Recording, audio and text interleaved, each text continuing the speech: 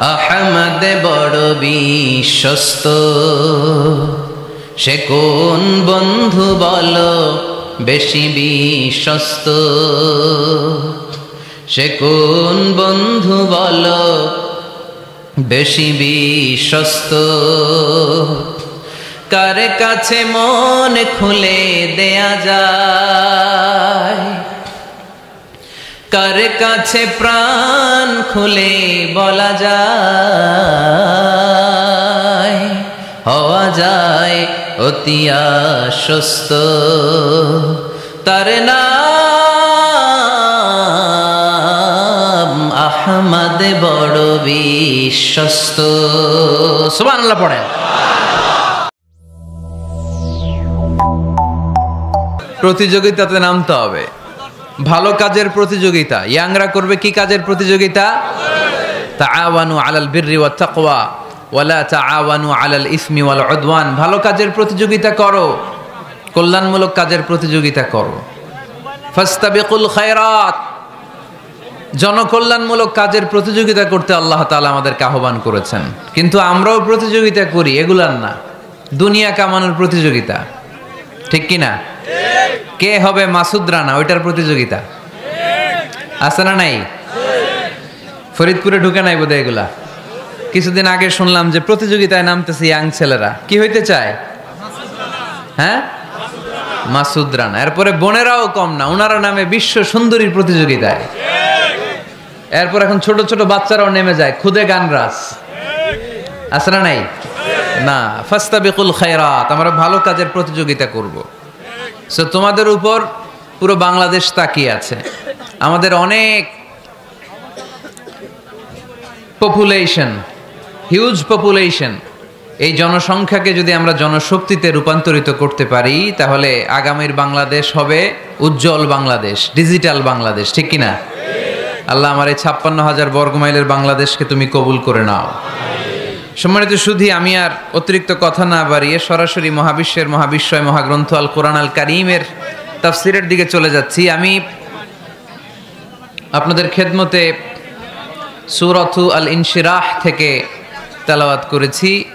এই সূরা থেকে কিছু কথা আজকের এই চমৎকার সন্ধ্যায়, চমৎকার রজনীতে আপনাদের সামনে পেশ করব। আমরা পড়ে ইনশাআল্লাহ। এখন আপনারা যেরকম চুপচাপ নিরিবিলি শেষ পর্যন্ত এরকম থাকবেন। আমার ঘড়িতে এখন বাজে 10টা বেজে 15 মিনিট। কটা পর্যন্ত থাকবেন? সারা রাত।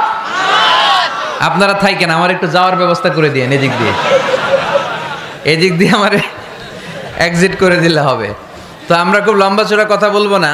সূরাতু আল ইনশিরাহ, সূরাতু আল ইনশিরাহ।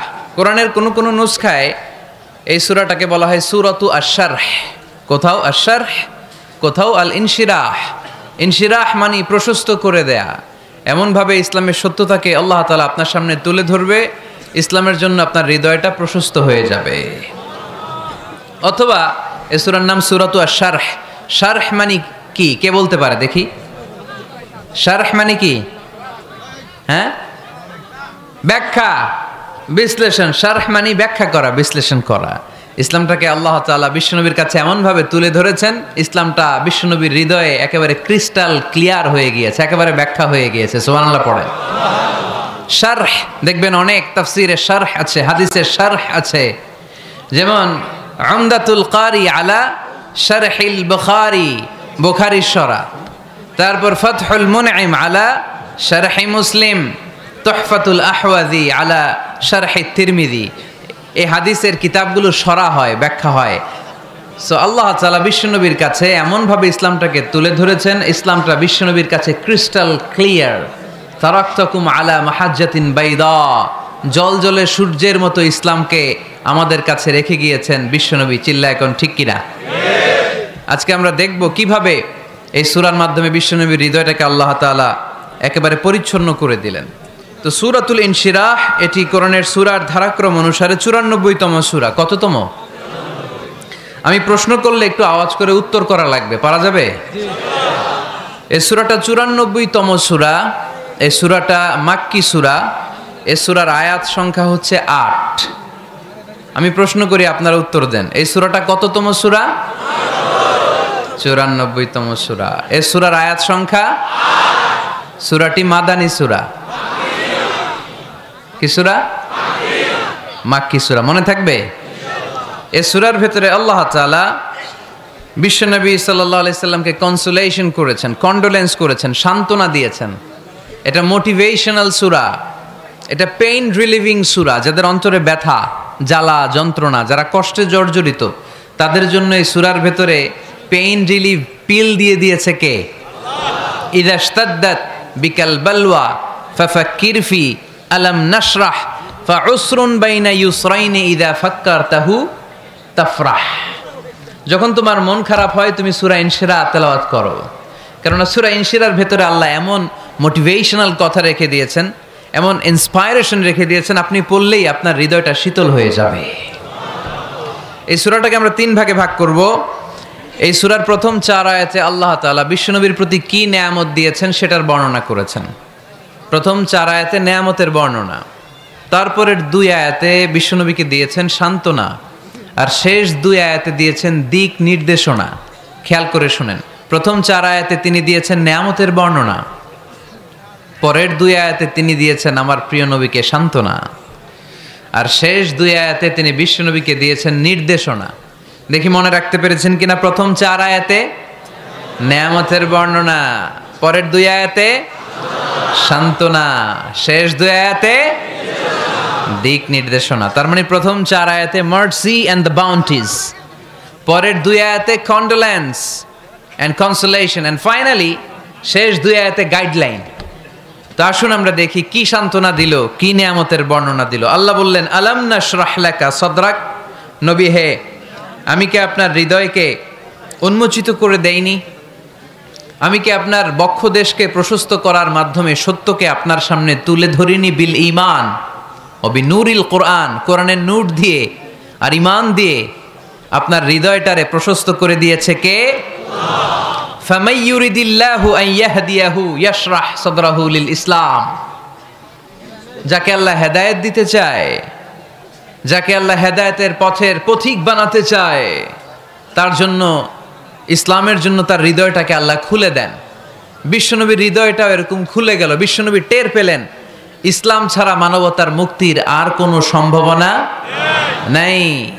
ইসলাম মানুষের মুক্তি নিশ্চিত করতে পারে। ইসলাম দিয়ে এই ঘুণে ধরা সমাজকে ঠিক করা যাবে।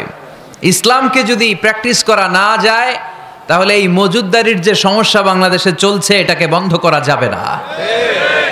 ইসলাম থেকে প্রেসক্রিপশন না নিলে চাঁদাবাজি বন্ধ হবে না, টেন্ডারবাজি বন্ধ হবে না, শুধু দুদকের অফিস থেকে বসে বসে দুর্নীতি দমন করা যাবে না।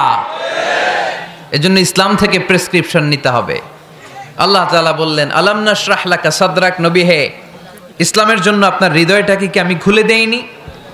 সত্য কি আপনার সামনে আমি তুলে ধরিনি? আপনাকে আমি আলাম নাজআলকা আহলাল হিম্মা, আপনার কি হিম্মতওয়ালা আমি বানাইনি?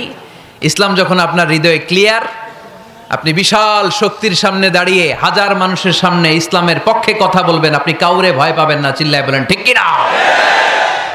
এজন্য আল্লাহ বললেন, আলাম নাশরাহ লাকা সাদরাকা ওয়া ওয়াদা'না আনকা বিজরাকাল্লাযী আনকাদা যাহরাক ওয়া রাফা'না লাকা যিকরাক। সুবহানাল্লাহ পড়েন।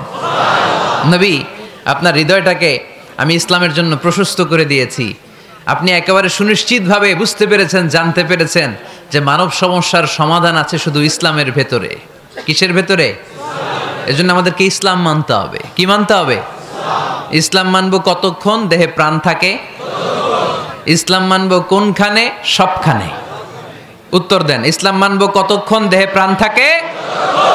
ইসলাম মানবো কোনখানে? রাজি আছেন নাকি ভাগাভাগি করবেন? কিছু ইসলাম, কিছু মন মতো। মসজিদ, মাহফিল, মাদ্রাসা ইসলাম, আর গোটা দুনিয়াটা মন মতো। এরকম ভাগাভাগি করা যাবে না, খবরদার। ইসলাম মানবতার মুক্তির সোপান। বিশ্বনবী এটা নিশ্চিত হলেন। বিশ্বনবীর হৃদয়টারে উজালা করে দিল কে? আলাম নাশরাহ লাকা সাদরাক, হে নবী, আপনার হৃদয় কি আমি খুলে দেইনি? হৃদয় খুলে দেয়া মানে হৃদয়ের মধ্যে হিম্মত তৈরি করে দেয়া, সাইয়েদনা মুসা আলাইহিস সালাম এই দোয়াটা আল্লাহর কাছে করেছিলেন, রব্বি ইশরাহলি সাদরি ওয়া ইয়াসসিরলি আমরি, আল্লাহ আমার কাজ সহজ করেন, আমার হৃদয়টারে আপনি খুলে দেন। সাইয়েদনা মুসা আলাইহিস সালাম আল্লাহর কাছে চেয়েছেন আল্লাহ যেন হৃদয় খুলে দেয়, কিন্তু আমার নবী চাওয়ার আগেই আমার নবী হৃদয়টারে খুলে দিয়েছে কে? আল্লাহ। আবার অনেক মুফাসসিরিনে ইকরাম বলেছেন এখানে শারহে সাদর দ্বারা শাক্কু সাদর উদ্দেশ্য, মানে সিনা চাক। আমার নবীর জীবনে পুরো জিন্দেগিতে 3 বার সিনা চাক হয়েছিল। কয়বার? 3 বার। সিনা চাক মানে বক্ষ বিদীর্ণ করা, ইংরেজিতে বলে ওপেন হার্ট সার্জারি। কি বলে? আপনাদের এই এলাকায় কারো হয় নাই? শুনছেন না এটা? ওপেন হার্ট সার্জারি, গলা থেকে নাভি পর্যন্ত একেবারে কেটে ফেলে। বিশ্বনবীকে এবার 3 বার এভাবে ওপেন হার্ট সার্জারি করা হয়েছে। একবার যখন বিষ্ণু ঈসা ইসলাম বনু সাদ গোত্রে ছিল তখন, দ্বিতীয়বার যখন কোরআন নাজিল হবে তার আগ দিয়ে তখন, 3 নম্বরে বিষ্ণু ঈসা ইসলামকে যখন ঊর্ধ্ব জগতের অনেক দামি দামি জিনিস দেখানো হবে ওই মেরাজ রজনীর সময়টাতে, তখন কোন সুবহানাল্লাহ। বিশ্বনবী বললেন আমি উম্মে হানির ঘরে শুয়েছিলাম, আমাকে ছাদ 2 ভাগ করে ছাদের উপর দিয়ে নিয়ে হাতিমে কাবাতে শুইয়ে দেয়া হলো, গলা থেকে নাভি পর্যন্ত ছিঁড়ে ফেলা হলো, আমার হৃদয়টাকে বের করে জমজমের পানি দিয়ে ক্লিন করা হলো, আমার হৃদয়ে জ্ঞান, আমার হৃদয়ে ঈমান আর প্রজ্ঞা দিয়ে পরিপূর্ণ করা হলো। অনেক মুফাসসিরিনে ইকরাম বলেছেন আলাম নাশরাহ লাকা সাদরাক মানে হচ্ছে হে নবী আমি কি আপনার বক্ষ বিদীর্ণ করি নাই? কেউ কেউ বলেছেন এটা দ্বারা উদ্দেশ্য হচ্ছে বিশ্বনবীর বক্ষ বিদীর্ণ করার মধ্য দিয়ে বিশ্বনবীকে আল্লাহ তাআলা ব্রড মাইন্ডেড বানিয়েছেন। সুবহানাল্লাহ পড়েন। বিশ্বনবী কি ন্যারো মাইন্ডেড ছিলেন? কি ছিলেন? জোরে বলেন, আরো জোরে। ব্রড মাইন্ডেড, উদার, আকাশের মতো বিশাল, সাগরের মতো বিশাল, পাহাড়ের মতো সুউচ্চ ছিল বিশ্বনবীর হৃদয়, ঠিক কিনা? শুধু মুমিনদের জন্যই বিশ্বনবীর হৃদয়ে মায়া ছিল না, কাফেরদের জন্য মায়া ছিল। সুবহানাল্লাহ পড়েন। রাহমাতাল লিল আলামিন, আমার নবী কি ছিল?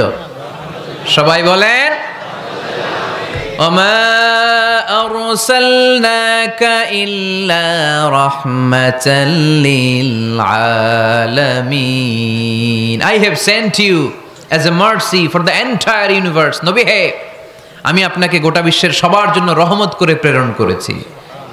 রাহমাতাল লিল আলামিন, আল্লাহ এখানে চাইলে বলতে পারতেন রাহমাতাল লিল মুসলিমিন, নবী আপনি শুধু মুসলিমদের জন্য রহমত, এটা বলছে? নবী আপনি শুধু মুত্তাকিদের জন্য রহমত, বলছে? চাইলে বলতে পারতেন নবী আপনি শুধু রাহমাতাল লিল মুসল্লিন, যারা মসজিদে যায় মুসল্লি নামাজ পড়ে তাদের জন্য রহমত, বলেছে? কি বলছে? রাহমাতাল লিল আলামিন, I have sent you as a mercy for the entire universe, গোটা বিশ্বের জন্য আপনি রহমত। সুবহানাল্লাহ পড়েন। সবার জন্য রহমত, সবার জন্য হৃদয় দিল দরিয়া। এজন্য তিনি ছিলেন ব্রড মাইন্ডেড, কখনো মানুষের ক্ষতি করতে চাইতেন না।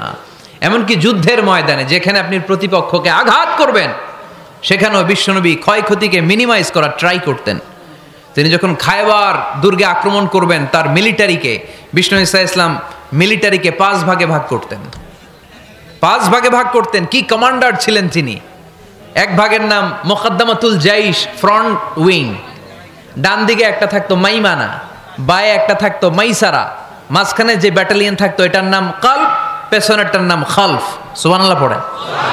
এজন্য বিশ্বনবী যখন অ্যাটাক করতেন তখন সবাই বলতো যা আল মুহাম্মদ ওয়াল খামিস, মুহাম্মদ তার 5 উইং এর ব্যাটালিয়ন নিয়ে আমাদের উপর আক্রমণ করেছে। যুদ্ধের ময়দানে তিনি ঘোষণা দিতেন খবরদার, এই যে ইহুদিদের উপর আক্রমণ করবা, যুদ্ধ করবা, কোনো নারীদের গায়ে হাত তুলো না, শিশুর গায়ে হাত তুলো না, বৃদ্ধ বৃদ্ধার গায়ে হাত তুলো না, খ্রিস্টান পাদ্রী বাবা যারা আছে, ফাদার অফ ক্রিশ্চিয়ান, পাদ্রীদের গায়ে হাত তোলো না। যুদ্ধ করতে যে গবাদি পশু মেরো না, গাছপালাগুলো ভেঙো না। সুবহানাল্লাহ কইতে মনে চায় না?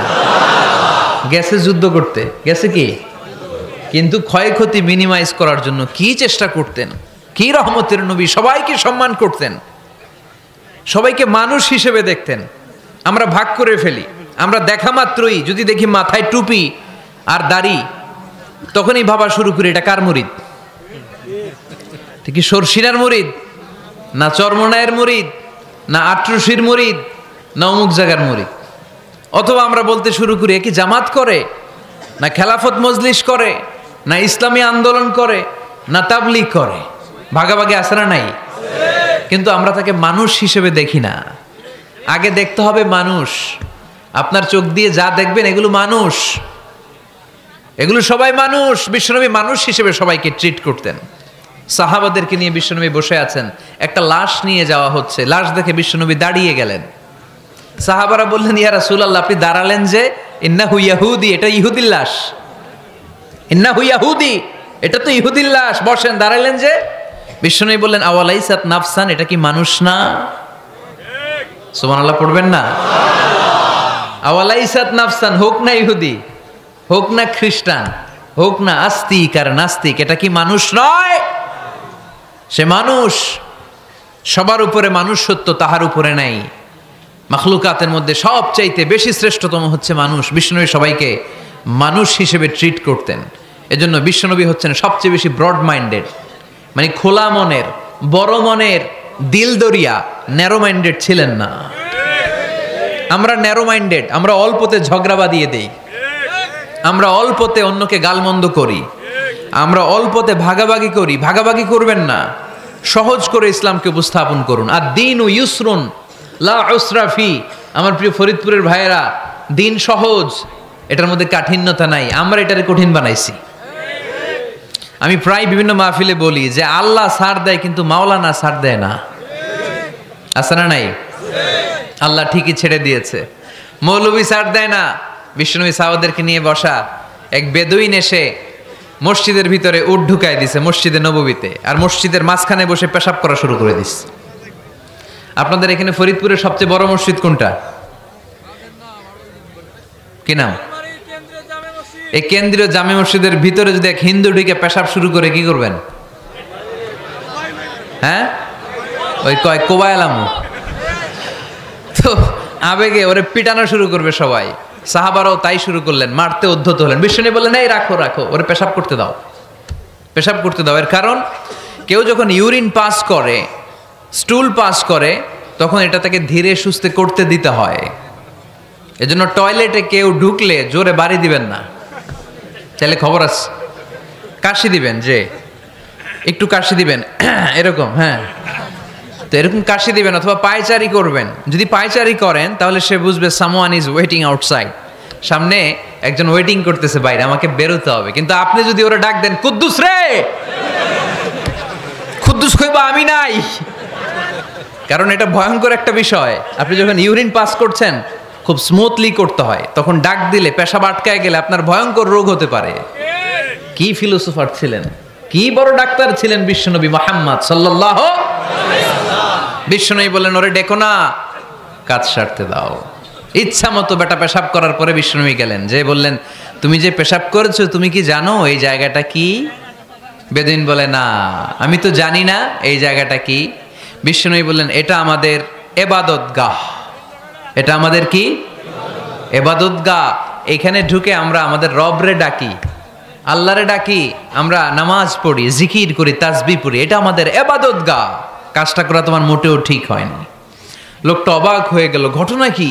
তাদের ইবাদতগাতে আমি পেশাব করেছি, আর আমাকে জামাই আদর, আর আমাকে এত সুন্দর করে বলে যে এটা ইবাদতগাহ। আমাদের ইবাদতগাহের ভিতরে যদি কেউ এরকম করতো, ওরে তো একেবারে সাইজ করে ফেলতাম। সে অবাক হয়ে গেল। সে জিজ্ঞেস করলো, হু আর ইউ, কে আপনি? বিশ্বনবী বললেন, না, মুহাম্মদ সাল্লাল্লাহু আলাইহি ওয়াসাল্লাম, আমি শান্তির ধর্ম, ইসলামের প্রেরণার বাণীবাহক। আমি লা ইলাহা ইল্লাল্লাহ মুহাম্মাদুর রাসূলুল্লাহ এই বাণী দিয়ে গোটা বিশ্বে বিপ্লব তৈরি করতে এসেছি। বেদুইন বলল, আমাকেও আপনার বিপ্লবে শরীক করে নেন। ইসলাম মারামারি কাটাকাটিতে আসে নাই। আপনার ব্রড মাইন্ডেড অ্যাটিটিউড দেখে হিন্দু ভাইরা কালিমা পড়ে মুসলমান হয়ে যাবে। এজন্য আল্লাহ বললেন, আলাম নাশরাহ লাকা সাদরাকা ওয়া ওয়াদা'না আনকা বিজরাক আল্লাযী আনকাদা যাহরাক ওয়া রাফা'না লাকা যিকরাক। সুবহানাল্লাহ পড়েন। আলাম নাশরাহ লাকা সাদরাক, নবী হে, আমি কি আপনারে ব্রড মাইন্ডেড বানিয়ে দেই নাই? এটা আপনার জীবনে বড় নেয়ামত। আপনি সংকীর্ণ মনা না, আপনি ছোট মনের মানুষ নয়, আপনি বিশাল হৃদয়ের মানুষ। ইসলামের জন্য আপনার হৃদয়টারে আমি নবী খুলে দিয়েছি। এ হলো বিশ্বনবীর উপর প্রথম নেয়ামত। 2 নম্বরে আল্লাহ বললেন ওয়াওয়াদানা আনকা বিজরাকাল্লাযী আনকাদা যাহরাক, নবী হে আমি আপনার পিঠ থেকে বিশাল বোঝাটা নামিয়ে দিয়েছি। সুবহানাল্লাহ পড়েন। কি নামিয়ে দিয়েছি? বোঝা। উত্তর করতে হবে, রেসপন্স। এটা তাফসির মাহফিল, এটা হচ্ছে ক্লাসের মতো, যে কথা বলে শিক্ষক আর আমরা সবাই ছাত্র, ঠিক কি না? বোঝা নামিয়েছি নবী। কি নামিয়েছি? তাফসিরে 2টা এসেছে, ভিজরুন মানে বোঝা, ভিজরুল যাম পাপের বোঝা, আর একটা হচ্ছে ভিজরুল গাম চিন্তার বোঝা। বিশ্বনবীর কোনো পাপ নাই, বিশ্বনবীর সব কিছুকে মাফ করে দিয়েছে কে? লিয়াগফির লাকাল্লাহু মা তাকদ্দামা মিন যামবিকা মা তাআখার। নবী আপনার আগেরও গুনাহ নাই, আপনার পরেরও গুনাহ নাই, আপনি নবী মাসুম, আপনার গুনাহ নাই, আপনি নিষ্পাপ। নবীদের গুনাহ হয় না। আহলুস সুন্নাহ ওয়াল জামাআতের আকীদা হচ্ছে নবীরা মাসুম, নবীদের জীবনে কোনো গুনাহ হয় না। চিৎকার করে বলেন ঠিক কি না? ও নবী ওয়াদানা আনকা বিজরাক, আপনার এই বোঝা আমি নামিয়ে দিয়েছি। বিশ্বনবী ভাবতেন 40 বছর বয়সে আমি নবী হলাম, তার আগে যা করলাম আল্লাহ এটা কি করবে? আল্লাহ বলে নবী আপনার আগের গুনাহ পরের গুনাহ, গুনাহ বলতে কিছুই নাই, সবই মাফ, সব মাফ। তারপরেও আমার নবী বলতেন আল্লাহে লা আস্তাগফিরুল্লাহ ওয়া আতুবু ফিল ইয়াউম আকসার মিন 70 মাররা। আমি এমন নবী যার কোনো গুনাহই নাই, আগের গুনাহও নাই, পরের গুনাহও নাই, তারপরেও আমি নবী প্রতিদিন 70 বারেরও বেশি তওবা আর ইস্তেগফার পড়ি। আমাদের জন্য শিক্ষা। তাহলে আল্লাহ বললেন ওয়াদানা আনকা বিজরাক, পাপের বোঝা আমি নামিয়ে দিলাম। বিশ্বনবীর কোনো পাপ নাই, পাপ মুক্ত। তাফসিরে 2 নম্বরে এসেছে বিজরুল গাম চিন্তার বোঝা। বিশ্বনবী সব সময় আমাদেরকে নিয়ে চিন্তা করতেন। কাকে নিয়ে চিন্তা? কথা বলেন। আমাদেরও চিন্তা আছে না নাই? কিসের চিন্তা? হ্যাঁ, টাকার চিন্তা। ফরিদপুরের ভাইদের টাকার চিন্তা। আর কিসের চিন্তা আপনাদের? হ্যাঁ, উম্মতের চিন্তা। মাশাআল্লাহ, এই ভাই উম্মতকে নিয়ে ভাবে। আপনাদের আর কার কি নিয়ে চিন্তা বলেন? পেটের চিন্তা। এদিকে পাওয়া গেছে পেটের চিন্তা, এদিকে বউয়ের চিন্তা,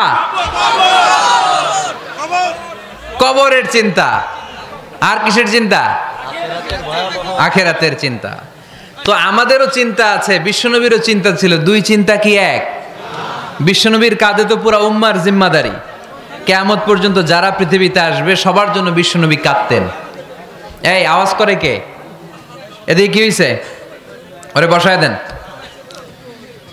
বিশ্বনবীর গোটা উম্মাহ নিয়ে চিন্তা। সব নবীকে আল্লাহ তাআলা একটা করে দোয়া দিয়েছিলেন আর বলেছিলেন নবী একটা স্পেশাল দোয়া করার সুযোগ তোমাদেরকে দিলাম, ওই দোয়া করলেই কবুল হয়ে যাবে। কিন্তু সুযোগ পাবা জীবনে কয়বার? সবাই বলেন কয়বার? সব নবী কয়টা করে পাইছে? সব নবী তাদের দোয়াগুলো দুনিয়াতেই করে ফেলেছে। বিশ্বনবী বলেন লিকুল্লি নবিয়্যিন দাওয়া মুস্তাজাবা। এ দুনিয়াতে সব নবীদের একটা করে মুস্তাজাবুদ দাওয়া আছে। আল্লাহ বলেছে ও নবী একটা করে স্পেশাল দোয়া করার সুযোগ পাবা, দোয়াটা করা মাত্রই কবুল করে নেব। বিশ্বনবী বললেন এই পৃথিবীর বুকে যত নবী রাসূল দুনিয়ায় এসেছে সব নবীরা তাদের স্পেশাল দোয়া দুনিয়ায় করে ফেলেছে, ইল্লা আনা, কিন্তু আমি করি নাই। বিশ্বনবী বললেন ওয়া ইন্নী আখতাবিউ দাওয়াতি শাফাআতান লি উম্মতি ইয়াউমাল কিয়ামাহ। আমি আমার স্পেশাল দোয়াটা করি নাই, আমার স্পেশাল দোয়াটা আমি আমার গুনাহগার উম্মতকে বাঁচানোর জন্য কিয়ামত পর্যন্ত রেখে দিয়েছি। আমরা যেদিন বিপদে পড়ে যাব, যেদিন আমার আব্বা আমারে চিনবে না, আমি আমার আব্বারে চিনব না, নেতা তার কর্মীরে চিনবে না, কর্মী নেতারে চিনবে না, ঠিক কি না? পীর সাহেব মুরিদরে চিনবে না, মুরিদ পীর সাহেবরে চিনবে না, স্বামী তার স্ত্রীরে চিনবে না, স্ত্রী তার স্বামীরে চিনবে না। নবী থেকে শুরু করে, অলি থেকে শুরু করে, শহীদ থেকে শুরু করে সবার মুখে একটাই জিকির, ইয়া নাফসি ইয়া নাফসি ইয়া নাফসি। আকাশের সূর্যটা যেদিন মাথার কাছে চলে আসবে, জমিনটা তামার জমিন হয়ে যাবে, সূর্যের তাপে মাথার মগজগুলো ভাতের মাড়ের মতো গলে গলে নাকের ছিদ্র কানের ছিদ্র দিয়ে টপ টপ করে বেয়ে বেয়ে নিচে পড়বে। ওই কঠিন দিনে কেউ কাউরে চিনবে না। বিষ্ণু বললেন ওই দোয়াটা আমি দুনিয়ায় করি নাই, আমি বদরের যুদ্ধে মার খেয়েছি, উহুদের যুদ্ধে দাঁত ভেঙেছি, আমি না খেয়ে পেটে পাথর বেঁধেছি। আমি যদি ওই দিন দোয়া করতাম আল্লাহ দোয়া কবুল করে নিত, জান্নাতি খাবার দিয়ে দিত, আমার মায়ের খাওয়া লাগতো না, তায়েফে আমার রক্ত ঝরতো না, দোয়া করলেই কবুল। কিন্তু ওই দোয়াটা আমি দুনিয়ায় করি নাই, ওই দোয়াটা আমার জন্য, আপনার জন্য, আমাদের জন্য বিশ্বনবী জমা রেখে দিয়েছে। এজন্য বিশ্বনবীর চিন্তা আর আমাদের চিন্তা এক চিন্তা না, বিশ্বনবীর পুরা উম্মতের চিন্তা। কিয়ামত পর্যন্ত যত মানুষ আসবে সবাই আমার উম্মত, না জানি তাদের নসিবে কি হয়ে যায়। এই চিন্তার বোঝা বিশ্বনবীকে কাবু করে ফেলেছিল। আল্লাহ বললেন নবী নো টেনশন, কোনো টেনশন নাই, আপনার এই চিন্তার বোঝাকে আপনার পিঠ থেকে আমি আল্লাহ নিজ দায়িত্বে সরিয়ে নিলাম। এজন্য আল্লাহ বললেন আলাম নাশরাহ লাকা সাদরাকা ওয়া ওয়াদা'না আনকা বিজরাক আল্লাযী আনকাদা যাহরাক। যেই চিন্তার বোঝা আপনাকে কষ্ট দেয়, যেই চিন্তার বোঝা আপনারে পেরেশান করে তোলে, আপনার পিঠ থেকে ওই চিন্তার বোঝা নবী আমি সরিয়ে নিলাম। কি দিয়ে সরিয়ে নিল? কোরআনের আলো দিয়ে। আওয়াজ করে বলতে হবে, কি দিয়ে? বিশ্বনবী মক্কায় দেখতেন মূর্তির পূজা হয়, আল্লাহর ঘরের ভিতরে 360টা মূর্তির পূজা। বিশ্বনবী দেখতে পেলেন দুর্বলের উপরে সবলের অত্যাচার, বিশ্বনবী দেখতে পেলেন নারীদেরকে অত্যাচার করা হয়। কন্যা সন্তান হলে বাবা তার মেয়েটাকে নিয়ে জঙ্গলের ভেতরে ঢুকে কিংবা মরুভূমির ভেতরে যে জীবিত দাফন করে দেয়।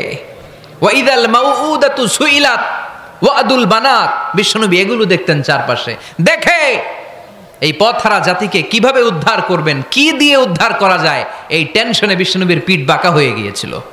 উপমা বাঁকা হয়ে গিয়েছিল, বিশ্বনবী সব সময় পেরেশান থাকতেন।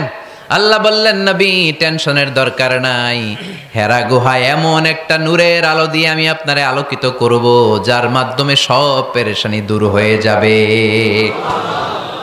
আলাম নাশরাহ লাকা সাদরাকা ওয়া ওয়াদা'না আনকা বিজরাক আল্লাযী আনকাদা যাহরাক।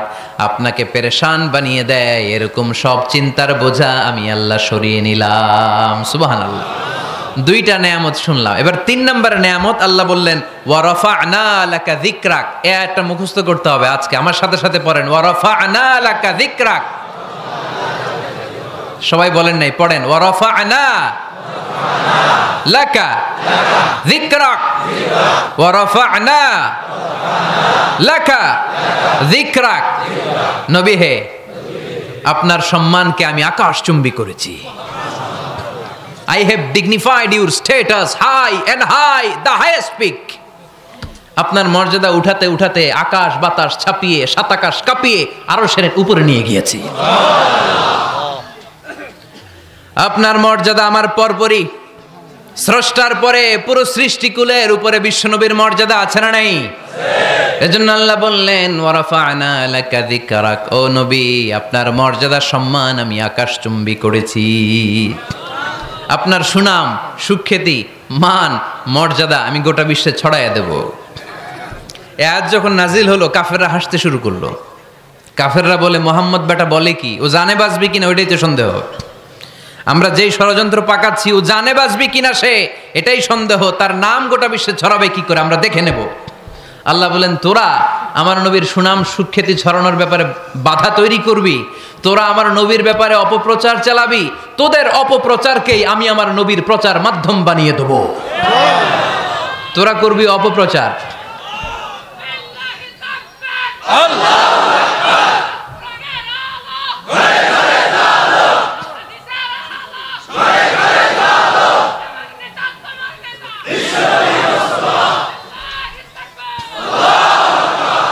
তোদের অপপ্রচারকে আমি আমার নবীর জন্য প্রচার মাধ্যম বানিয়ে দেব।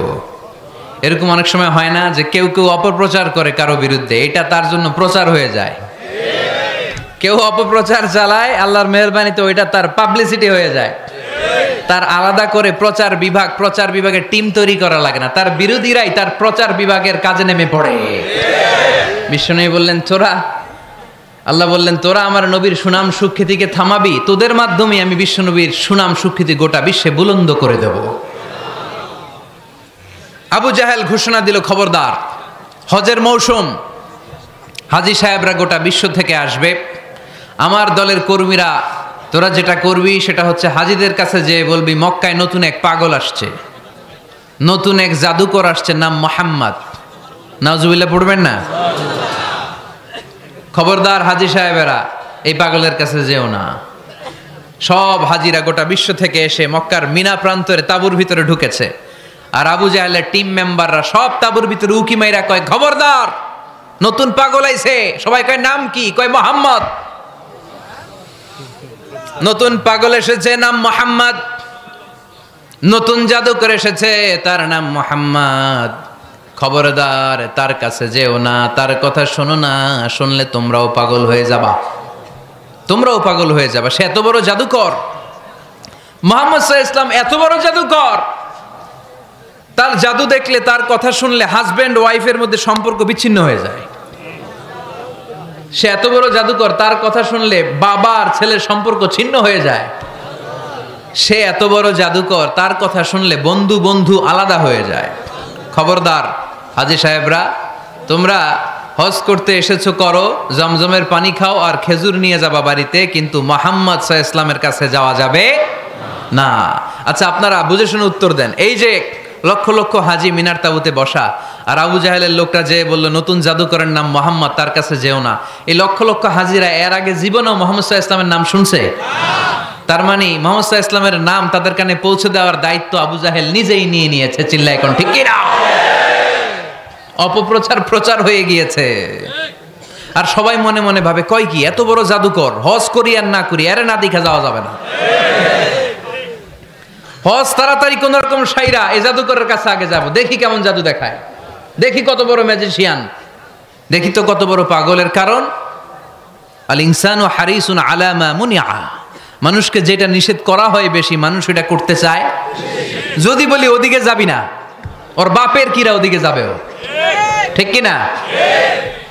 এটা আমাদের স্বভাব, আমাদের খাসলা, আমাদের বৈশিষ্ট্য। যেটা আমাদেরকে নিষেধ করা হয় বেশি, ওটা করতে মন চায়। সব হাজিরা মনে মনে ভাবলো, আমরা যাব যাব, তোরা যতই বলিস না কেন যাব যাব, হজের পরে অবশ্যই যাব। দেখা গেল হজের পরে বিশ্বনবী মুহাম্মদুর রাসূলুল্লাহ সাল্লাল্লাহু আলাইহি ওয়াসাল্লামের বাড়ির সামনে বিশাল বড় গ্যাদারিং শুরু হয়েছে। সবাই লাইন ধরে দেখা করতে গেছে। দেখা করতে যে বিশ্বনবীর চেহারা দেখে প্রথম নজরেই সব পাগল। চাঁদের চেয়ে সুন্দর তুমি নবী আমার কামলিওয়ালা, চাঁদের চেয়ে সুন্দর তুমি নবী আমার কামলিওয়ালা, দু জাহানের বাদশাহ তুমি প্যারা নবী সাল্লে আলা, দু জাহানের বাদশাহ তুমি প্যারা নবী সাল্লে আলা, চাঁদের চেয়ে সুন্দর তুমি নবী আমার কামলিওয়ালা। সুবহানাল্লাহ পড়েন। এত সুন্দর চেহারা, বিষ্ণু ঈসা ইসলামের চেহারার মতো এরকম চেহারার মানুষ পৃথিবীতে আছে? দ্বিতীয়টা, অনেকে বলে সাইয়েদনা ইউসুফ আলাইহিস সালামের চেহারা নাকি বেশি সুন্দর। সুন্দর ঠিক, কিন্তু আমার নবীর চাইতে বেশি নয়। বিষ্ণু বলতেন, আনা মালিহুন ওয়া আখি ইউসুফু সাবিহুন, আমার ভাই ইউসুফ হচ্ছে সবিহ, সবিহ মানে সাদা সুন্দর ধবধবে, আর আমি হচ্ছে মালিহ, মালিহ মানে এসেছে মিলহন থেকে, মিলহন মানে লবণ, মানে লাবণ্যময় সুন্দর। আমার ভাই ইউসুফ নবী সাদা সুন্দর, আমি লাবণ্যময় সুন্দর। কোনটার দাম বেশি? লাবণ্যময় সুন্দরের দাম বেশি। সাইয়েদনা ইউসুফ আলাইহিস সালামের চেহারা দেখে মিশরের মেয়েরা লেবু কাটতে যে বা কমলা কাটতে যে, আনার কাটতে, কমলা কাটতে যে আঙ্গুল কেটে ফেলেছিল। কোরআন তার সাক্ষী, ওয়া কাত্তা'না আইদিয়াহুন। আম্মাজান আয়েশা রাদিয়াল্লাহু তাআলা আনহা যখন এই ঘটনা শুনেছেন, তিনি মিশরের মেয়েদেরকে ডাক দিয়ে বলেছেন, ও মিশরের মেয়েরা, তোমরা ইউসুফ নবীর সৌন্দর্য দেখে লেবু কাটতে যে আঙ্গুল কেটেছ, আমার স্বামী পেয়ারা নবী মুহাম্মদ রাসূলুল্লাহর চেহারা যদি তোমরা দেখতা, তাহলে লেবু কাটতে যে আঙ্গুল নয়, কলিজাটা কেটে টুকরা টুকরা করে দিতা। আবার আম্মাজান আয়েশা বলতো, লাকুম শামসুন ওয়া লানা শামসুন, তোমাদের জন্য একটা সূর্য আছে, কিন্তু আমি আয়েশার জন্য আলাদা একটা সূর্য আছে। তোমাদের সূর্যটা প্রতিদিন সকালবেলা পূর্ব আকাশে উদিত হয়ে গোটা দুনিয়াটারে আলোকিত করে দেয়। আর আমার সূর্যটার নাম হলো মুহাম্মদ সাল্লাল্লাহু আলাইহি ওয়াসাল্লাম। মসজিদে নববীতে এশার নামাজের পরে আমার সূর্যটা আমার ঘরে উদিত হয়। তোমাদের সূর্য সকালবেলা পূর্ব আকাশে উঠে গোটা দুনিয়াটারে আলোকিত করে। আমার সূর্য মুহাম্মদ এশার নামাজের পরে আমার ঘরের ভেতরে যখন উকি দেয়, আমার পুরো ঘরটারে আলোকিত করে দেয় কে? এত সুন্দর চেহারা ছিল, ওনার চেহারার নূর দিয়ে হারানো সুই খুঁজে পেয়েছে বিশ্বনবীর স্ত্রীরা। চিল্লায় কোন আল্লাহু আকবার। বিশ্বনবীর চেহারার সৌন্দর্যের সাথে কারো সৌন্দর্যের কোনো মিল হবে? No comparison with our beloved prophet Muhammad sallallahu alayhi wasallam. Whether it's the fitness, whether it's the appearance, whether it's the status, no comparison with our prophet. এটা ফিটনেসের দিক থেকে হোক, এটা চেহারার সৌন্দর্যের দিক থেকে হোক, এটা কণ্ঠস্বরের ঝংকারের দিক থেকে হোক, সম্মান আর মর্যাদার দিক থেকে হোক, আমার নবীর সম্মানের ধারে কাছেও সম্মান পৃথিবীর কারো হতে পারে না। চিল্লায় বলেন ঠিক কি না? এজন্য আল্লাহ বললেন ওয়ারাফা'না লাকা যিকরাক। নবী, আপনার সম্মান বাড়াতে বাড়াতে আমি আকাশচুম্বী করেছি। লোকজন সব যে বিশ্বনবীর দরবারে লাইন ধরেছে, হাজিরা সব বিশ্বনবীর কাছে যে চেহারা দেখেই কুপকাত, বাকি জিনিস তো পরে। অনেকে আছে না, চেহারা দেখলেই মানুষ পাগল হয়ে যায়, আছে না নাই? চেহারা দেখেই পাগল, চেহারা দেখেই পাগল। তারপর তারা মিলাতে লাগলো। মিনার তাবুতে আবু জাহেলের কর্মীরা ঘোষণা দিয়েছিল এলাকায় মুহাম্মদ নামে পাগল এসেছে। তারা মিলায়ে দেখে না, এই মহামানব কোনোদিন পাগল হতে পারে না, কারণ পাগলের চুলগুলো থাকে উস্কো খুস্কো। ঠিক কিনা? আমার নবী সাল্লাল্লাহু আলাইহি ইসলামের চুল উস্কো খুস্কো ছিল? কত সুন্দর চুল আঁচড়ে রাখতেন, জাইতুনের তেল দিতেন, আতর ঢেলে মাথার শীতের মধ্যে ঢেলে দিতেন, কপাল বেয়ে বেয়ে পড়তো, আর যেখানে সেজদা দিতেন সেজদার জায়গা আতরের ঘ্রাণে আমোদ হয়ে যেত। হাতের তালুতে পারফিউম মাখতেন, আর মানুষের সাথে মুসাফা করলে যার সাথে মুসাফা তার হাতের সাথে নবীর ব্যবহৃত পারফিউমের ঘ্রাণ ছুটে যেত। এত পরিচ্ছন্ন ছিলেন তারা। বিশ্বনবীর চেহারার সাথে আবু জাহেলের বক্তব্যের মিল খুঁজে পায় না। তারা বলে না, এই লোক কখনো পাগল হতে পারে না। পাগলের চুল থাকে উস্কো খুস্কো, জামা থাকে ছিঁড়া ফাড়া, গায়ের মধ্যে থাকে ময়লা। পাগল কখনো দাঁত মাজে না, কিন্তু বিশ্বনবীর মুচকি হাসির ফাঁক দিয়ে দাঁতের দিকে তাকালে মানুষগুলো সব পাগল হয়ে যায়। স্মাইল দিতেন বিশ্বনবী, স্মাইল, মুচকি হাসি, তাবাসসুম। বিশ্বনবীর মুচকি হাসি দেখলে মানুষ পাগল হয়ে যেত, পাগল পাড়া হয়ে যেত। তারা বলে না না, এ মহামানব তো কখনো পাগল হতে পারে না। আবার মিলাতে লাগলো। আবু জাহেলের কর্মীরা বলেছিল এটা নাকি বড় জাদুকর, কিন্তু তারা বলে না না, এই অসাধারণ লোকটা জাদুকরও হতে পারে না, সে তো কোনো মন্ত্র পড়ে না। জাদু করার জন্য মন্ত্র পড়ার দরকার আছে না নাই? বিষ্ণুনবী কি মন্ত্র পড়তো? বিষ্ণুনবী কি পড়ে শোনাতো? চিল্লায় বলেন, কি পড়ে শোনাতো? কোরআন শোনাতো।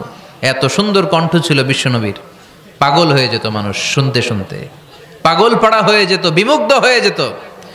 তারা সবাই বলতে আরম্ভ করলো, আবু জাহেল তুমি মিথ্যাবাদী, তবে তোমাকে ধন্যবাদ এরকম একটা মানুষের সাথে পরিচয় করিয়ে দেওয়ার জন্য। সুবহানাল্লাহ কইলেন না? আমরা মেনে নিতে পারলাম না সে পাগল নয়, জাদুকর নয়, সে হলো এই জামানার পয়গাম্বার। আমরা পড়ে নিলাম লা ইলাহা ইল্লাল্লাহু মুহাম্মাদুর রাসূলুল্লাহ সাল্লাল্লাহু আলাইহি ওয়াসাল্লাম। রাফা'না লাকা যিকরাক। নবী হে, এইভাবে আমি আপনার সম্মানকে বাড়িয়েছি। হাইসুমা যুকিরতু যুকিরতা মাই। নবী, যেখানে আমার নাম নেওয়া হবে আমার পর পর আপনার নামও নেওয়া হবে। পড়েন সুবহানাল্লাহ। যেখানে আমার আল্লাহর নাম, তারপরে আমার নবীর নাম আছে না নাই? কালিমার ভেতরে লা ইলাহা ইল্লাল্লাহ আমার আল্লাহর নাম শোভা পায়, তারপরে মুহাম্মাদুর রাসূলুল্লাহ দ্বিতীয় বাক্যে আমার নবীর সুন্দর নামটা আছে না নাই? কালেমার মধ্যে প্রথমে আল্লাহর নাম, তারপরে নবীর নাম। হাইসুমা যুকিরতু যুকিরতা মাই। নবী, কিভাবে আপনার মর্যাদা আমি বাড়াবো জানেন? যেখানেই আমি ওইখানেই আপনি।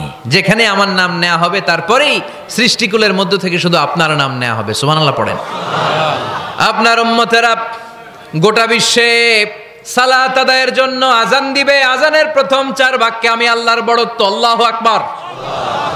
তারপরের 2 বাক্যে আমি ছাড়া কোনো ইলাহা নাই, এটার সাক্ষ্য দেয়া হবে। তারপরের 2 বাক্যে সবাই সাক্ষ্য দিতে বাধ্য, আপনি ছাড়া দুনিয়ায় আর কোনো শেষ রাসূল নাই। তার মানে আজানের মধ্যেও আমার আল্লাহর নামের পরে আমার নবীর নাম আছে না নাই? এরপর আমরা একামত দিয়ে জামাত শুরু করি। এই জামাতের আগে যে একামতটা দেই, এই একামতেও আল্লাহর নামের পরে আমার নবীর নামটা আছে না নাই? আল্লাহু আকবার, আল্লাহু আকবার। আশহাদু আন লা ইলাহা ইল্লাল্লাহ, আশহাদু আন্না মুহাম্মাদার রাসূলুল্লাহ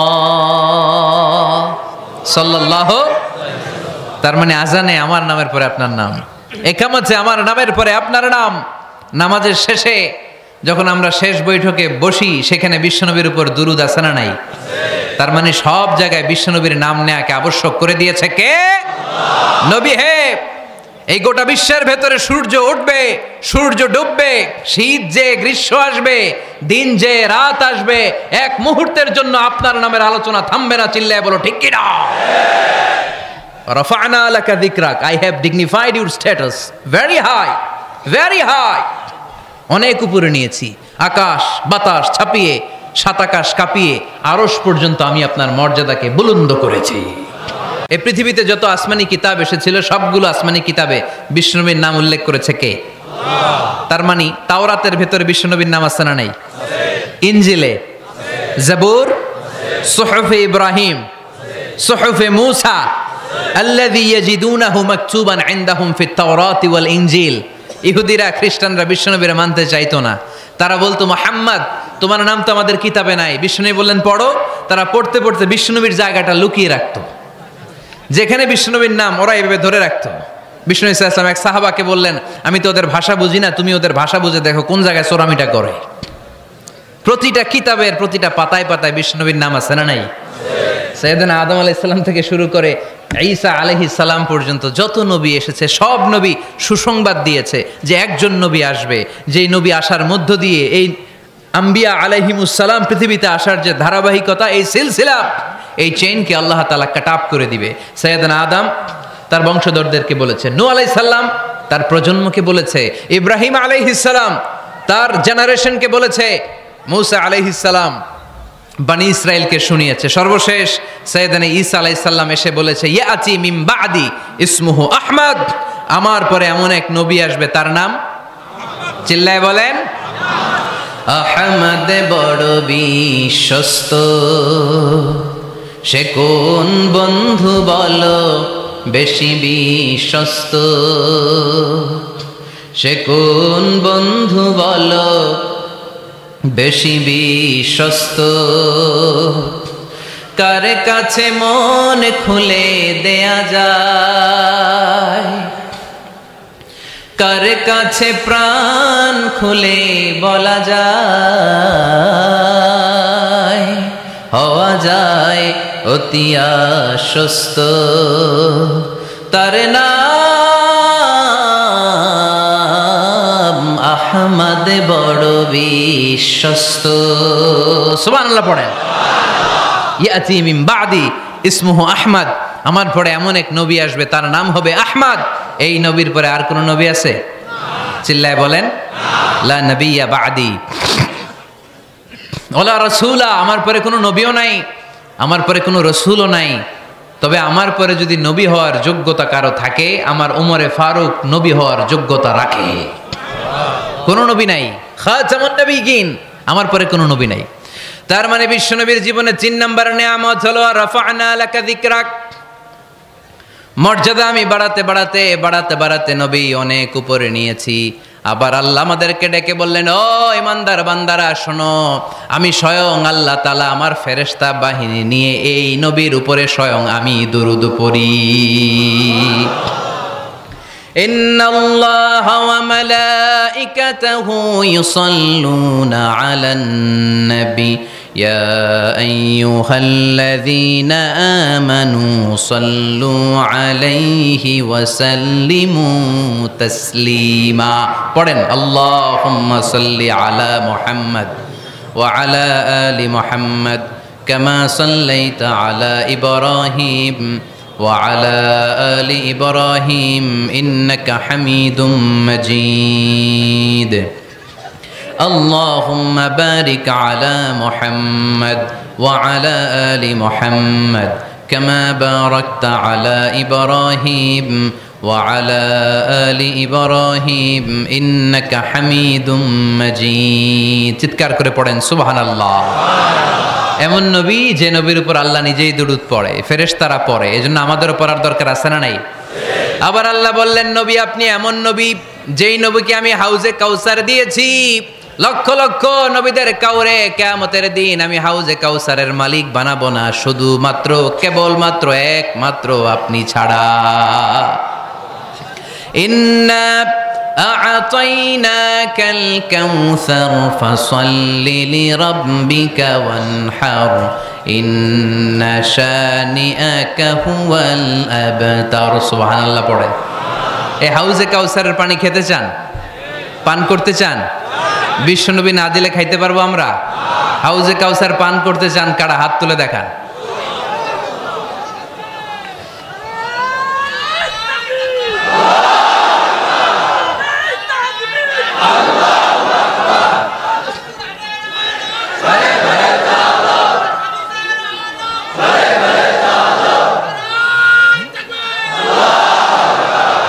আহলা মিনাল আসাল, হাউজে কাউসারের পানি মধুর চেয়েও মিষ্টি। আবরাদু মিনাস সালজ, বরফের চাইতেও ঠান্ডা। আবিয়াদু মিনাল লাবান, দুধের চাইতেও সাদা। মান শারিবা মিনহা শারবাতান লাম ইয়াজমা আবাদা, এক ঢোক হাউজে কাউসারের পানি যে খাবে চিরকালের জন্য তার গলার তৃষ্ণা মিটে যাবে। ওই হাউজে কাউসার বিশ্বনবীকে দিয়ে বিশ্বনবীর মর্যাদা বাড়িয়েছে কে? আল্লাহ। আবার আল্লাহ বললেন, নবী পৃথিবীর অনেক নবীকে আমি নৈতিক বিজয় দান করেছি, কিন্তু সবাইকে আমি রাজনৈতিক বিজয় দান করি নাই। আপনাকে আমি এমন নবী করে দুনিয়ার বুকে পাঠিয়েছি, আপনাকে আমি নৈতিক বিজয় দান করেছি, পাশাপাশি রাজনৈতিক বিজয়ও দান করেছি। সুবহানাল্লাহ। বিশ্বনবী একাধারে যেমনি মসজিদে নববীর ইমাম ছিলেন, পাশাপাশি মদিনার রাষ্ট্রের প্রেসিডেন্ট ছিলেন, ঠিক কিনা? তার মানে ইমাম বা নেতা এমন হওয়া দরকার যে নামাজও পড়াতে পারে, আবার সমাজও শাসন করতে পারে, ঠিক কিনা? এমন নেতার দরকার আছে না নাই? এজন্য বিশ্বনবী বললেন, রব্বি আদখিলনি মুদখালা সিদকিন ওয়া আখরিজনি মুখরাজা সিদকিন ওয়াজআলনি মিন লাদুনকা সুলতানান নাসীরা। ও আল্লাহ, আপনি আমারে সত্যতার সাথে মক্কায় রাখেন, বের করলেও সত্যতার সাথে বের করেন, আর আপনি আমাকে বিজয়ী শক্তি দান করেন। বিজয়ী শক্তি, রাজনৈতিক শক্তি বিশ্বনবী আল্লাহ তাআলার কাছ থেকে দোয়া করে চেয়ে নিয়েছেন। চিল্লায় বলেন ঠিক কিনা?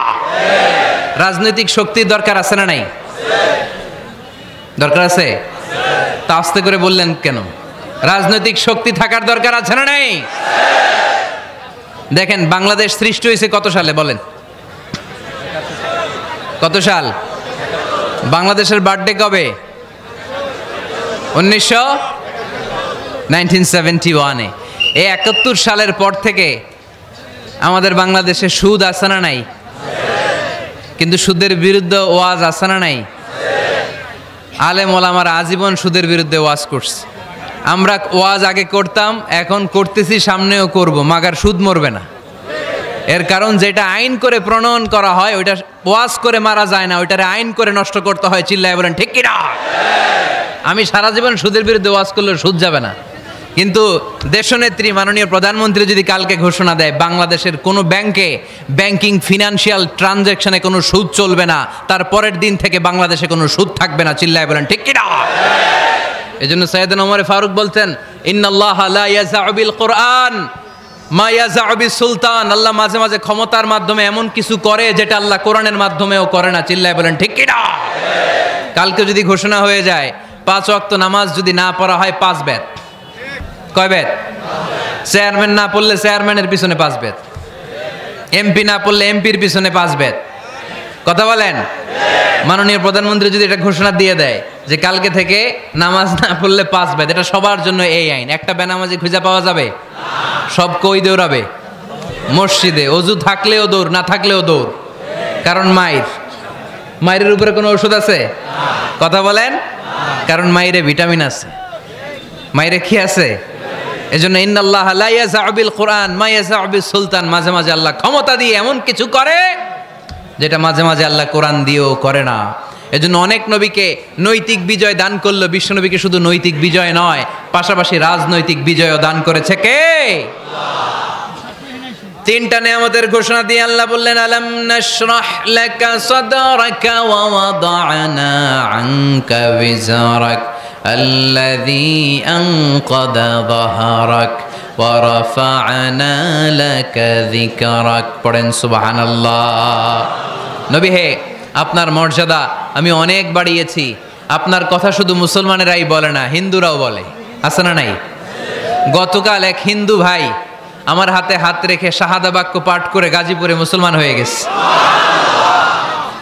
বিশ্বনবীর কথাগুলো যখন তারা শোনে, তারা নিজেদেরকে ধরে রাখতে পারে না। আপনারা মহাত্মা গান্ধীর নাম শুনেছেন? তিনি ভারতের অবিসংবাদিত নেতা। বিশ্বনবীর ব্যাপারে কমেন্ট করেছেন যে এরকম নেতা পৃথিবীতে আর দ্বিতীয়টা কখনো হবে না। মহাত্মা গান্ধী কি মুসলমান না হিন্দু? গোটা বিশ্বের খ্রিস্টানরা বিশ্বনবীকে নিয়ে এখন মাতোয়ারা। মাইকেল এইচ হার্ট, খ্রিস্টান, একটা বই লিখে গোটা বিশ্ব কাঁপিয়েছেন, দি 100 ranking of the most influential people and person in the world. পৃথিবী কাঁপানো 100 জন মনীষীর জীবনী নিয়ে একটা বই তিনি করেছেন। এই 100 জন মনীষীর জীবনীর মধ্যে যাকে নাম্বার 1 তিনি করেছেন, তিনি হচ্ছেন আমার নবী, আপনার নবী, পেয়ারা নবী, বিশ্বনবী মুহাম্মদুর রাসূলুল্লাহ সাল্লাল্লাহু আলাইহি ওয়াসাল্লামের। মাইকেল এইচ হার্ট কি মুসলমান? সে একজন খ্রিস্টান। তার মানে ওয়া রাফা'না লাকা যিকরাক, বিশ্বনবীর সম্মান শুধু আমাদের মুখ দিয়ে প্রচারিত হয় না, ইহুদি, খ্রিস্টান, বৌদ্ধদের মাধ্যমেও বিশ্বনবীর সম্মানকে বাড়িয়ে দিচ্ছে কে?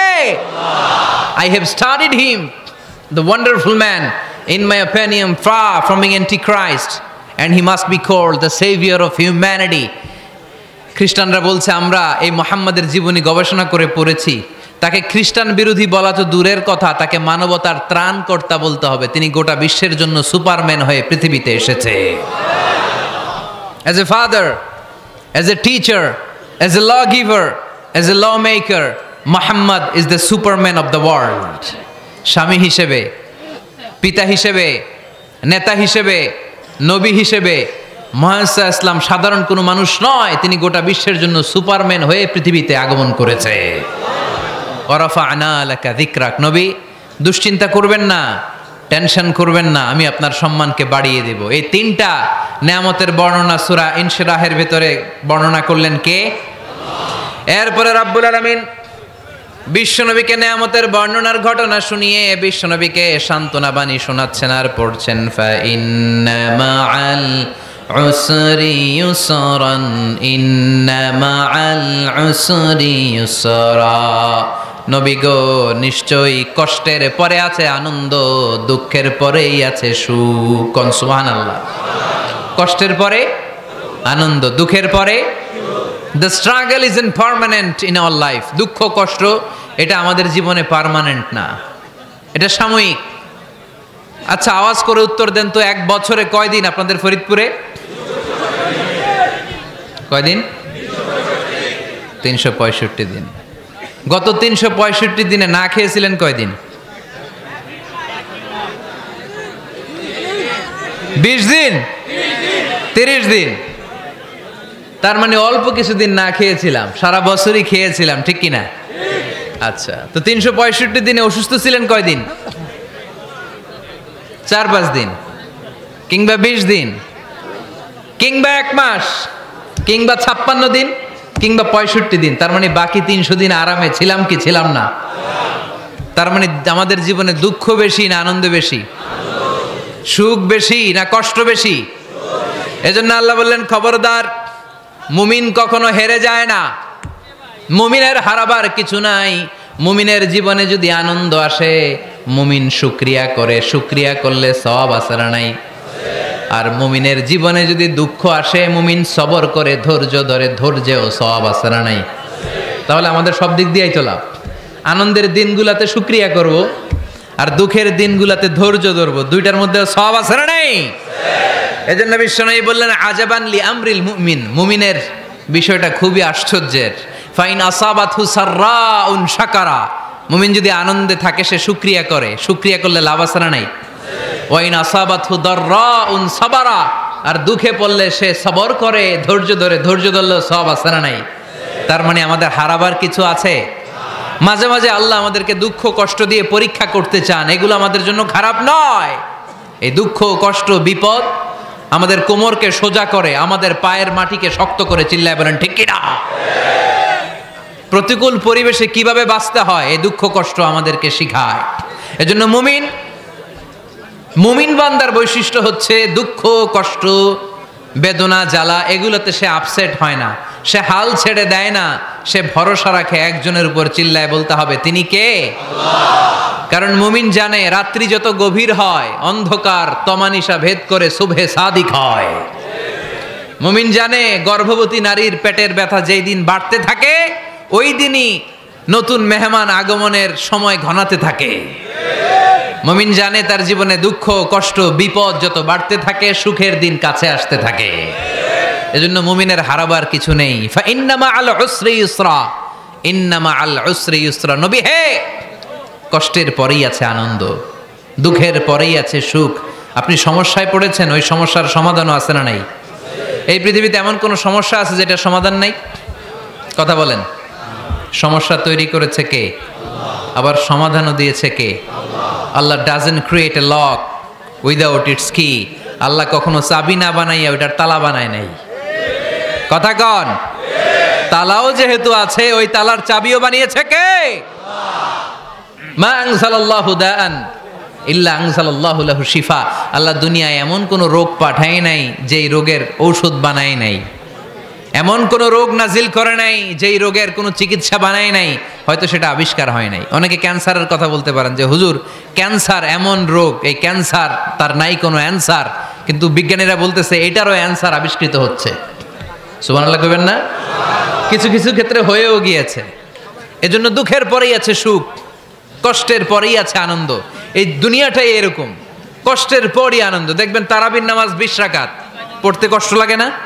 কোমরে ব্যথা, হাঁটুতে ব্যথা, কিন্তু 20টা রাকাত যখন শেষ করে মসজিদ থেকে বের হই একটা আনন্দ আছে না নাই? কষ্ট করে পরীক্ষার জন্য প্রিপারেশন নিলেন আপনি কয়েক মাস, কিন্তু ফলাফল যখন ভালো হয় তখন একটা আনন্দ আছে না নাই? সারাদিন রোজা রাখলেন রমজানে, কি কষ্ট, তৃষ্ণায় গলা ফেটে যায়, কিন্তু ইফতারির সময় যখন রুহাবজা শরবতটা খাই কেমন লাগে? একটা আনন্দ আছে না নাই? এজন্য আল্লাহ বললেন فإن مع العسر يسرا إن مع العسر يسرا। ও নবী, কষ্টের দিন মক্কায় অল্প কিছু দিন, মদিনাতে আনন্দের দিন অপেক্ষা করছে। আমাদের জীবনে যদি দুঃখ কষ্ট আসে আমরা ধৈর্য ধরবো, তাওয়াক্কুল করবো একজনের উপর, তিনি কে? কারণ আমরা বিশ্বাস করি কষ্টের দিন এটা চিরকালের জন্য নয়, সামনে আনন্দের দিন আমাদের জন্য সেট করে রেখেছে কে? তাহলে আমরা সূরাতুল ইনশিরাহ থেকে 3টা নেয়ামতের বর্ণনা শুনলাম, বিশ্বনবীকে কি সান্ত্বনা দেয়া হলো সেটা শুনলাম। এবার 2টা গাইডলাইন শুনে তাফসীর আমরা শেষ করব। শুনতেছেন? কষ্ট হচ্ছে তো উঠা বসা করতেছেন কেন? উঠলেন কারা কারা? শেষ করে দিব? দোয়া করে দেই। কি গাইডলাইন দিলেন শুনবেন? কে কে শুনবেন না হাত তোলেন।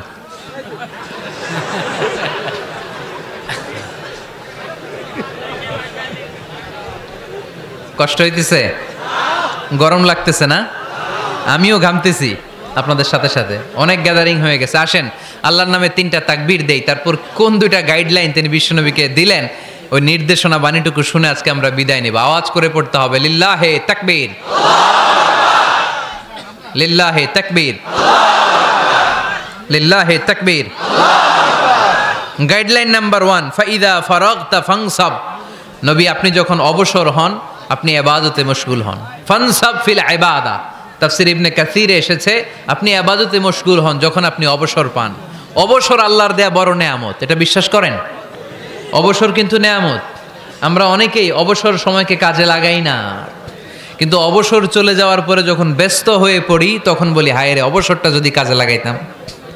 পরীক্ষার পরে 3 মাস ছুটি ছিল, এই 3 মাস অবসরে যদি পড়তাম তাইলে তো আজকে ভার্সিটিতে চান্স পেয়ে যেতাম, ঠিক কিনা? এজন্য বিশ্বনবীর আল্লাহ বললেন, নবী فَإِذَا فَرَغْتَ فَانصَبْ وَإِلَى رَبِّكَ فَارْغَب। মাদানী জীবনে, মাক্কি জীবনে, দাওয়াতি কার্যক্রমের পরে, রাষ্ট্রীয় কার্যক্রমের পরে যখনই আপনি অবসর পাবেন তখনই আপনি ইবাদত করেন, তখনই বেশি বেশি আল্লাহর কাছে দোয়া করেন। দোয়াটা খুব শক্তিশালী, কিন্তু আমরা অনেকে জানি না কি করে দোয়া করতে হয়। সিনসিয়ার দোয়া ইজ লাইক এ মিসাইল। আপনারা প্রায় পত্রিকায় শুনবেন আমেরিকা অমুক দেশে মিসাইল হামলা করেছে, শুনছেন? মিসাইল হামলা এমন হামলা, কত সেন্টিমিটার বেগে যে কোন জায়গায় অ্যাটাক করবে, যেখানে মারার কথা ওখানে পড়বে। ঠিক দোয়াটা হচ্ছে মিসাইলের মতো। আপনি যদি দোয়ার মতো দোয়া করতে জানেন, ওই দোয়াটাও জায়গা মতো যে ভেদ করবে। চিল্লা এখন ঠিক কিনা? কিন্তু আমরা দোয়া করতে জানি না, কি করে দোয়া করতে হয় এটা জানি না। বিশ্বনবীকে আল্লাহ বললেন, নবী ফাইদা ফারাগতা ফানসাব, যখন আপনি অবসর হবেন তখন আপনি দোয়া করেন, আল্লাহর কাছে চান। বেশি বেশি চাইলে খুশি হয় কে? তার মানে প্রথম ঘোষণা হলো ফাইদা ফারাগতা ফানসাব। প্রথম নির্দেশনা হলো নবী যখনই আপনি অবসর পাবেন ইবাদত করবেন এবং দোয়া করবেন, বেশি বেশি আল্লাহর কাছে চাইবেন। 2 নাম্বার দিক নির্দেশনা হলো ওয়াইলা রব্বিকা ফারগাব, সব সময় আপনি আপনার আল্লাহর দিকে মনোনিবেশ করবেন। বিপদে পড়লে ডাকবো কারে? আমাদের অসুস্থতাকে সুস্থতায় পরিণত করে দিতে পারে কে? চাকরির জন্য পাগল পারা, চাকরি নাই, চাকরির ব্যবস্থা করে দিতে পারে কে? বিদেশে যেতে মনে চায়, পাসপোর্ট দিয়ে রেখেছি, ভিসা নাই, ভিসা লাগাই দিতে পারে কে? কিন্তু আমরা দুঃখ কষ্ট বেদনা কিছু একটা হইলেই সবার আগে আল্লাহরে শেয়ার করার আগে ফেসবুকে শেয়ার মেরে দেই, আছে না নাই? আপনাদের ফেসবুক অ্যাকাউন্ট আছে নাকি? কার কার আছে দেখি?